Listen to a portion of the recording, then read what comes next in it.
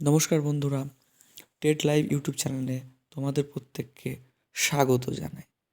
তো আজকে সুপ্রিম কোর্টের দিকে আমাদের প্রত্যেকেরই চোখ থাকবে, যারা 2014 এবং 2017 টেট পাস প্রার্থীরা। তাদের এই কারণেই চোখ থাকবে কারণ আজকে একটা ভালো দিন, গুরুত্বপূর্ণ দিন হতে চলেছে তাদের জীবনে।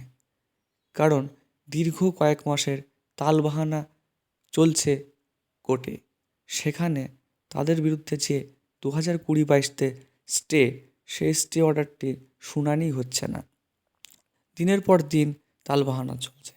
তো আজকে সূত্র মারফত খবর তাদের স্টেটা উঠতে চলেছে, অর্থাৎ 2014 এবং 17 টেট পাস প্রার্থীদের জন্য আজকে একটা গুরুত্বপূর্ণ দিন হতে চলেছে। এবার প্রশ্ন যে যদি আজকে স্টেটা উঠে যায় তাহলে তাদের প্যানেল কবে আসতে চলেছে? যে 11,765টা সিটে তাদের প্যানেল প্রকাশ হওয়ার কথা, কবে আসতে চলেছে?